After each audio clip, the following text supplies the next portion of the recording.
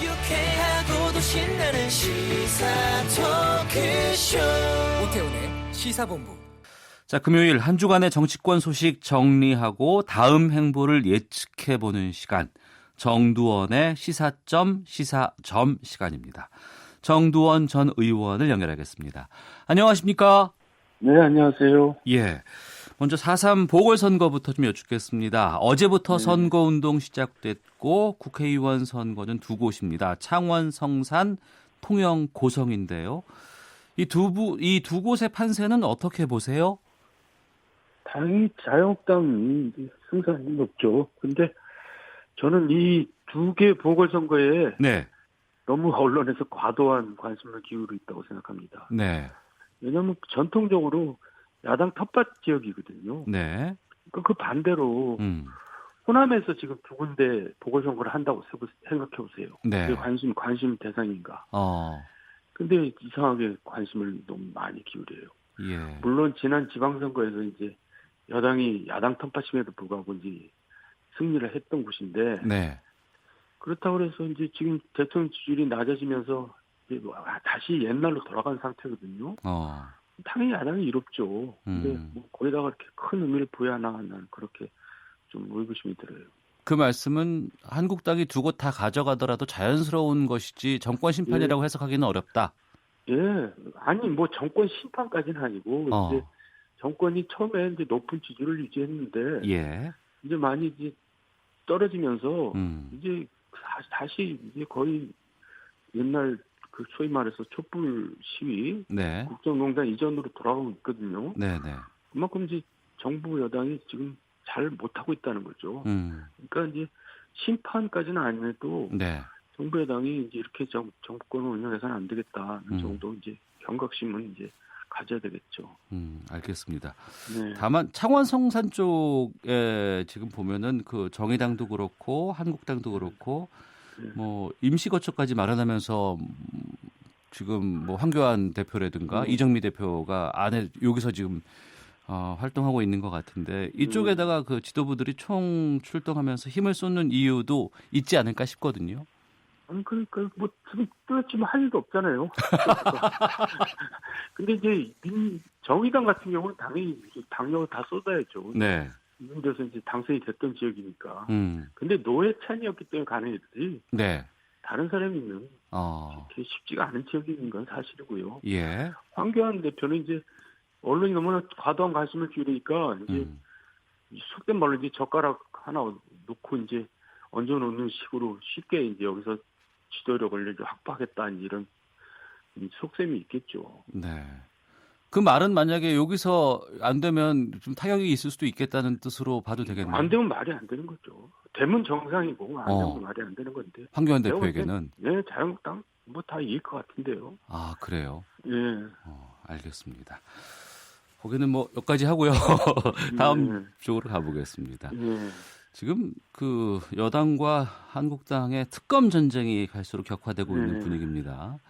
김학의 전 차관과 고 장자연 씨 사건 관련해서 민주당 쪽에서는 특검 도입을 주장하고 있고 여기에 맞서서 맞불로 한국당에서는 황운하 전 울산지방경찰청장과 이주민 전 서울지방경찰청장에 대한 특검 카드 꺼내놓고 있는데 이 특검 카드를 여야가 서로 꺼내는 이 상황은 어떻게 보십니까?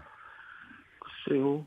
그 장자연 김학의 사건은 사실 과거에 이제 누가 봐도 잘못 수사가 진행됐던 것 같고요. 예. 근데 이 정부 들어서도 그게 뭐 뚜렷하게 다시 밝혀지지 않으니까. 네. 이제 검찰이나 경찰이 아직까지도 이제 제 식구 봐주게 하는 거 아니냐. 그러니까 팔을 안으로 굽는다고. 네. 이제 그런 것 때문에 이제 특검이 이제 어느 정도 국민적인 여론의 이제 지지를 받는 것 같은데. 네.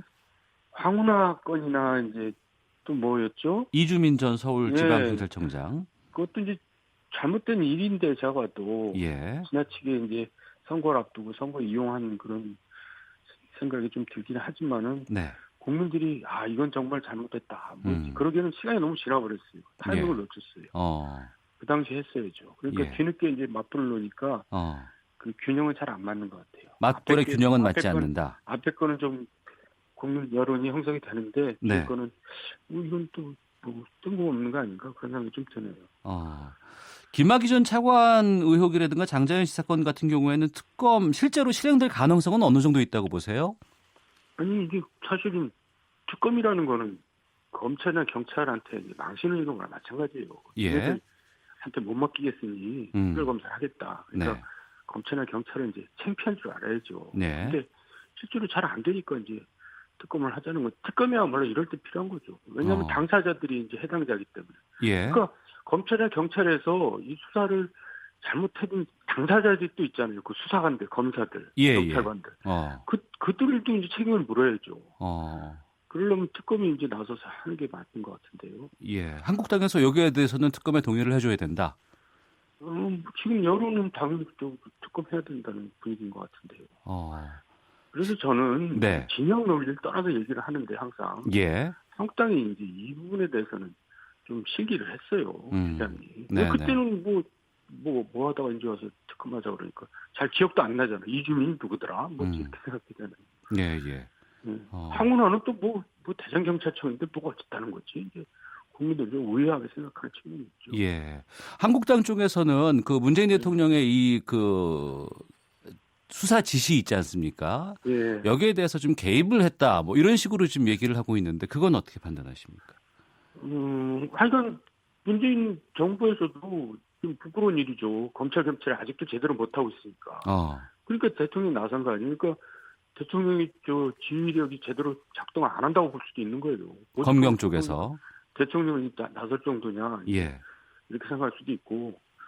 또 대통령이 사실은 저는 늘 하는 얘기지만 너무나 지나치게 모든 걸 다 나서요. 그건 행안부 장관이나 법무부 장관이 지시할 사항이죠. 네. 그만큼 잘 이루어지지 않는다는 좀 그런 반증이 아닐까. 이번 기회에 어쨌든 대통령까지 나섰으니까 네. 국민들 입장에서는 확실하게 가려서 책임져야 될 때 책임있는 게 좋을 것 같아요. 알겠습니다. 많은 국민들이 아마 거기에 대해서는 동의가 될 것 같고요. 네. 자, 그리고 이제 선거제 개혁 관련해서 좀 질문 드릴게요. 바른미래당이 지금 수면 위로 올라오고 있는데 이 패스트트랙 추진 여부를 놓고 분열이 좀 나고 있습니다. 자유한국당은 여야 4당의 선거제 개편안 저지를 넘어서 뭐 정치권 쇠판짜기에 나서는 것 아니냐 이런 이야기까지 나오고 있다는데 현재 이 개혁 입법뿐만 아니라 선거제 패스트트랙 현재 판은 어떻게 보고 계세요? 그러니까 선거제는 하여간 국민들로서는 이해하기 어려울 정도로 복잡하잖아요. 네.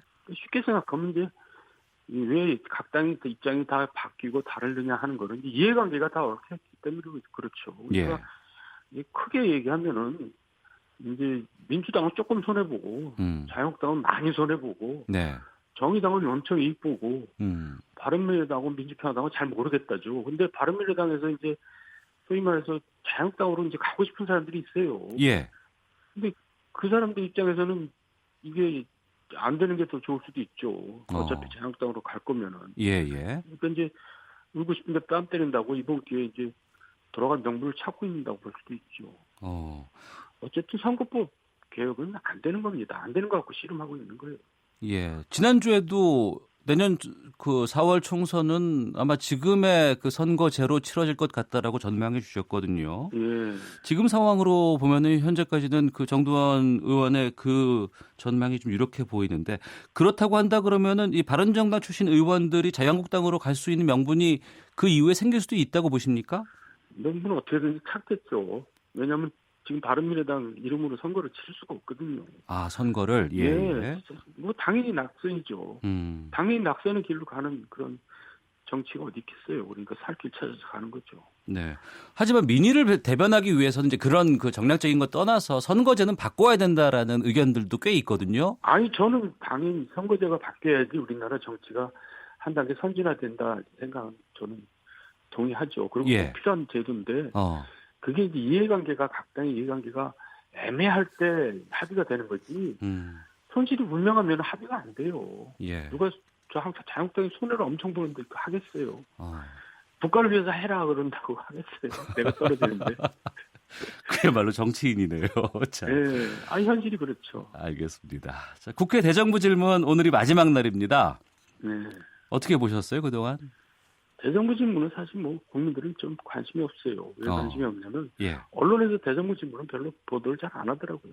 옛날에는 대정부 질문 서로 하려고 하는데 요새는 서로 안 한다는 거 아니에요. 아, 그래요? 보도도 안 해주니까. 그러니까 이제 정책 질의를 하면은 보도가 안 돼요. 이제 거기서 이제 이상한 뭐 과도한 발언을 하거나 과도한 행동을 할 때 이제 보도가 되는 거지. 예. 그러니까 언론의 책임도 있어요. 그러네요. 언론에서 정책 질의에 대해서 꼼꼼히 공부해가지고 이거는 왜냐하면 국회의원들이 열심히 준비하거든요, 사실. 네네. 그럼 이 정책이 의미하는 게 뭐고 그런 걸 보도해야 되는데 그런 거는 이제 보도해도 기사가 안 되고 또 기사가 안 되는 게 국민들이 그런 건 또 잘 모르고 관심이 없기 때문에 그런 것 같아요. 그러니까 싸우는 걸 언론은 좋아하죠. 싸워야지 기사가 되고 국민들도 그런 걸 보고 이제 뭐 욕도 하면서 즐기는 거죠. 예. 대정부 질문 관련해서는 딱 하나만 여쭐게요. 그 정의당 윤소아 원내대표가 비교섭단체 대표 연설을 시작했는데 여기에 대해서 자유한국당 의원들이 모두 퇴장을 해버렸거든요. 이런 모습들은 어떻게 평가를 하실까요? 아니, 그 되게 우습죠. 자기네들 원내대표 할 때는 왜 들으라고 그러고 그러고 자기는 또 다른 당 원내대표 의원인데 안 듣고 나가냔 말이에요. 그건 저도 자유한국당 출신이지만은 그런 행동은 진영을 떠나서 정말 잘못된 거예요. 저 같았으면 남아서 그냥 있었을 거예요. 근데 한 사람 남았다 그러던데 그 사람은 소신이 있어서 남은 게 아니라 뭐 지키기 위해서 남았다, 뭐 감시하기 위해서 남았다. 모르겠어요. 저는 옛날에 다 나가자 그럴 때 저는 혼자 남아서 표결한 적이 있어요. 아, 그러셨어요? 예. 아니 그게 헌법기관이죠. 왜 제가 옳다고 생각하면 소신 가지고 지키는 거지. 우르르 몰려다니면서 나갔다 들어갔다 하냔 말이에요. 예. 원내대표가 손짓한다고 나가는 거는 그거는 진짜 국회의원으로서 창피한 일이에요. 그렇죠. 그것도 무슨 합리적이고 옳은 일이라면. 네네. 그렇지 뭐 옳지 못하잖아요. 자기네들 원내대표 할 때는 뭐 나의 말 들으라, 뭐 득실 말 들으라 그래놓고 득실 말 한다고 나가보고 또 쪼르르 또 따라 나가고 그게 뭐냔 말이에요. 예. 다음 주 행보 좀 보겠습니다. 다음 주는 인사청문회 전국이거든요.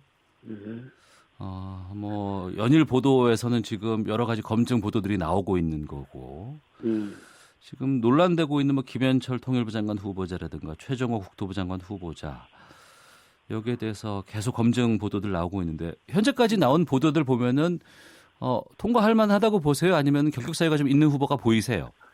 솔직히 말해서 결정적인 한 방은 없어 보여요. 결정적인 한 방은 없다. 예, 더 시간을 두고 봐야 되겠지만은. 예. 근데 이제 지적하고 싶은 거는 이제 청와대에서 인사 기준을 정했거든 7가지를. 예. 스스로 어기는 후보를 냈어요. 그거는 정말 잘못된 거죠. 누구라고 보세요? 그 어기는 후보가? 위장전입 뭐 4번씩이나 했던 후보가 한 명 있고 또 여러 번 8간 2명이 이제 위장전입 부분에는 기준이 안 맞던데. 예. 그건 오죽하면 그렇겠느냐. 그러니까 사람이 없는 거예요.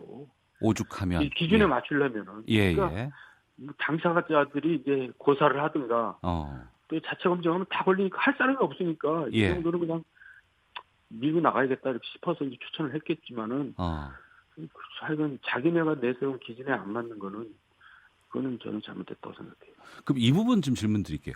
정말 그렇게 통과할 만한 사람들이 우리 사회에 없습니까? 아니, 그 기준이 너무 비현실적인 거죠. 기준이 비현실적이다? 예. 그러니까 우리 사회가 현대 사회를 살아오면서 다들 그렇게 그냥 공자님처럼 살지 못했어요. 근데 거의 공자님에 가까운 기준을 요구하니까 그게 해당자가 없는 거죠. 그러니까 국민들도 그거 좀 이해 좀 해줘야 돼요. 그런 사람 찾으면 저기 어디 시골에 무능한 사람 찾는 그런 격밖에 안 되거든요. 그러니까 기준이 현실적으로 맞출 필요가 있죠. 예, 알겠습니다. 일할 만한 능력이 있는 깨끗한 사람은 우리 사회에 정말 찾기가 힘든 그런 사회가 돼버렸네요. 마지막으로 하나만 좀 질문 드리고 마치겠습니다. 아이고, 시간이 좀 많이 됐는데.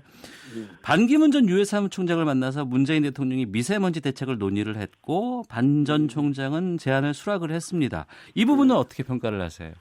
제가 뭐 누이 좋고 매부 좋고라고 그랬는데 미세먼지 대책 대통령은 이제 골치 아픈 문제를 반기문 전 총장한테 퉁친 거고 박무 총장은 뭐 외롭고 쓸쓸한데 소유권이 생긴 거죠. 하여간 미세먼지 대책이 그렇게 쉽게 해결되겠어요. 그렇다고 또 그냥 지켜볼 수만은 없고 기대는 해봐야 돼요. 네. 정계 복귀에 대한 의사를 기자들이 물으니까 반기문 전 총장이 연목구호를 인용해서 부인했다고 하는데 이 발언은 어떻게 판단하세요? 제가 아침에도 얘기했지만은 네. 쓰러진 고목에 나무에는 꽃이 피지 않아요. 그러니까 이미 지나간 일이에요. 정치예요, 정치는. 그분은 스스로 쓰러진 거예요. 알겠습니다. 미세먼지 열심히 좀 해주시면 좋을 것 같네요, 반 총장께서. 네네. 자, 정두원의 시사점 마치도록 하겠습니다. 9963님께서 진짜 이 코너 너무 시원시원해서 팬입니다라고 의견 보내주셨습니다. 오늘 말씀 고맙습니다. 예.